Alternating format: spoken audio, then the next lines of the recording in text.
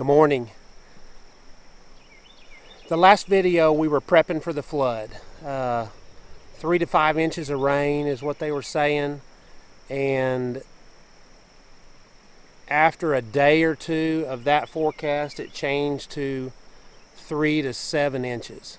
So we continued getting our cattle off the creek. We got 99% of them off the creek, so we felt real good about that. Had them on a high spot. The first rain we had, and there were several waves that they were saying were coming through. So the first rain we had, it got the creeks up. You'll see that from some of this video. We had 4 or 5 other waves after that that were supposed to come through.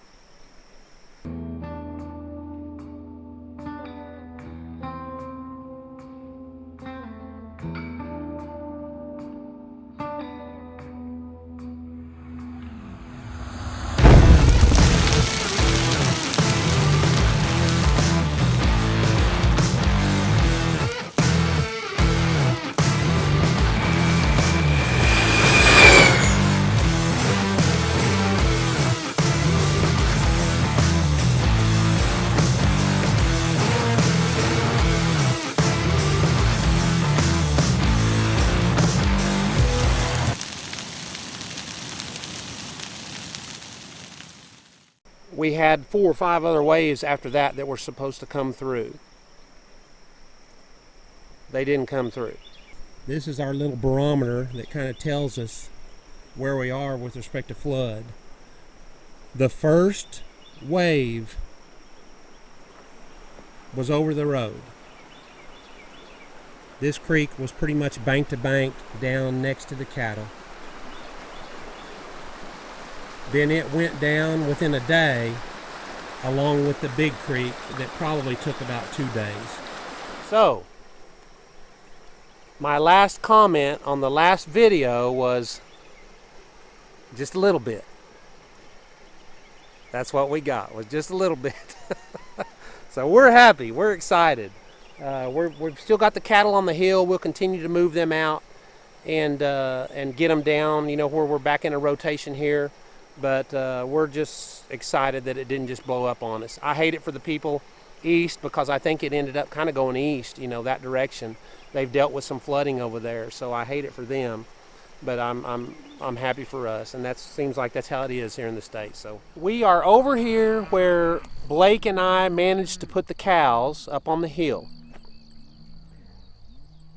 I'm sure y'all are getting tired of hearing us talk about rain, but in the ranching business, especially if you have live water on your place that runs, pretty much year round. And in southern Oklahoma, eastern Oklahoma, you kind of deal with that. So you got to kind of manage around that. So what we've got is we've got 2 rivers that kind of are on us. One is kind of on the west side and one's on the east side. And so we spent the last week or so trying to gather cattle out of the east side river, which is kind of where we've had them grazing since we moved out of the Montgomery when we made our last video about 2 to 4 inches of rain, which ended up being almost 5. And so this video, we've managed to get them all out, at least, we think it's all of them. I know I had to leave one that she just couldn't make the trip. She had real bad hoof rot and she wouldn't drive, and so I had to just kind of leave her. She's in a spot where she can get to high elevation if she needs to, so she should be okay. But the rest of them are up here on the hill, and they've got stuff to graze, but they're restless. And you can tell they're restless for a reason, because if you can, I'll show some video of them here, but it looks like they've backed up a little bit. They've been up here for... This is the second, no, this is the third. This is the third, that's not true. They've been up here for approximately 2 days. And so it hasn't been that long, and they've still got plenty to graze, but they're just restless.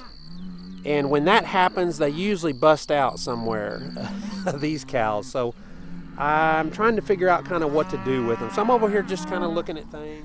As you can see, they still have lots of feed. But also, as you can see, is they lost their feel a little bit here. You know, they're just not as full as they were.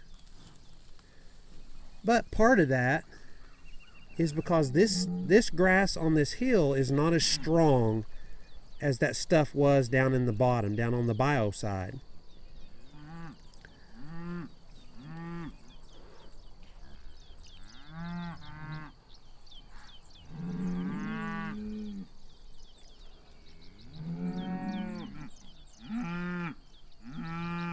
You know, in making these videos, I'm trying not to be boring, but at the same time, this is real life. This is real ranch life. And sometimes you just got to make decisions and talk things through and look at what you've got and look at what they're doing and make observations and adjust and all that kind of stuff that I talk about sometimes. And this is one of those times. We've had 1.7 inches so far. And tonight they're saying it's going to be the big rain is tonight. So Simon Creek is the one that we videoed crossing the road. It's already over the road. So it's if it gets up higher, it's going to be, you know, significant. Obviously they can't cross it. The bio I haven't looked at yet, but it's going to be up. They had lots of rain to the north of us, and the big rain is tonight. So I need to just kind of hold them here, like I was saying. And the downfall of that is I'm going to sacrifice some condition. This is the worst time to do it because we're 2 weeks away from having our big calving season. And so it's going to be a sacrifice, but it's okay if you sacrifice them and you know why you're doing it and you have a plan to get them back into condition as quick as you can. And that plan is once I get through this rain tonight, I'll come back in here tomorrow as long as I can get to them and evaluate where I need to go with them in order to start that process again. Because, you know, if they lose condition in 2 days, they can put it back on in 2 days with good feed. That makes sense to me. So it's not that big a deal. As long as I understand what's going on and I've made plans in preparation to offset it on the other side. So that's kind of part of what I'm thinking about and what I'm doing. I'm going to get a little more look at kind of what's going on here on the creek, and then I'll get over on the bio and just verify where it is. But I know it's going to be up. It's going to be up even more tomorrow, if not out. So we'll go from there.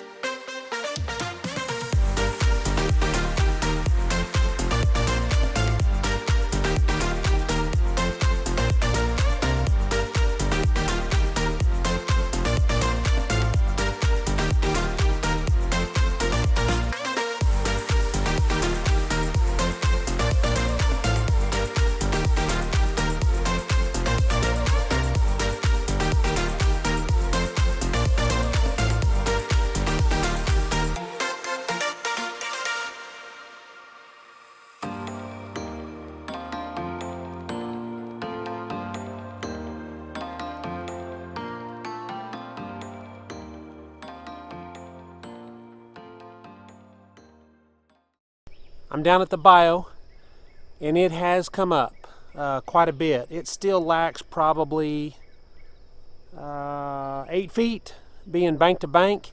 Now I did kind of go towards the north end. The mosquitoes are horrible with all the rain, you can only imagine, but I did go towards the north end, and so it's going to be higher on the south end because the elevation drop. So it's going to be quicker to get out down there, but this is rolling pretty good, and we've got, I don't know, a fourth of the rain they're thinking that we're going to get. So hopefully the Red River, which is what this runs into, is not full. And if it's not full, then this will go ahead and it'll get out pretty quick and head down towards Texoma. But if the Red's full, then it slows this down, and then we start having an issue. I haven't been able to find any fresh cow tracks down here along the river, so that's good. Now, granted, I haven't been to the other side down here, but I've kept an eye out for a week or so here, and I haven't seen anything. So I think we're sitting pretty. However, the last time we had this kind of rain, and I thought that, I got a call a day later, and one of our cows was on the green at the golf course downstream. So, yikes. Let's hope and pray that's not going to happen. Good morning. So far, so good on the flood. We've made it the first couple of 2 or 3 days here, and we haven't had the amount of rain that they predicted we were going to have, which is outstanding. We've had just a little bit. That's great so far. Isn't that amazing? So I've still got the cattle up on the hill, which I normally wouldn't have them here this long, but I'm just kind of having them in a holding pattern, and I'm still not prepared to move them down back in the bottoms. So I'm going to move them, keep them on the ridge, and move them this direction, which is not my normal rotation, but that's kind of part of managing with a rotation slash intensive grazing, high intensive grazing, mob grazing, regenerative grazing, all those types of things. You've got to be flexible. You've got to be flexible if you want it to work, because look at all the variables you're dealing with constantly. And so if you're not flexible, it's going to be very difficult to succeed. You're going to have some issues. So anyway, I'm keeping them on the ridge. I'm moving them back on the ridge here, and we're going to hold for probably another 3 or 4 days up here and kind of see how everything plays out, and then we'll make a decision at that point.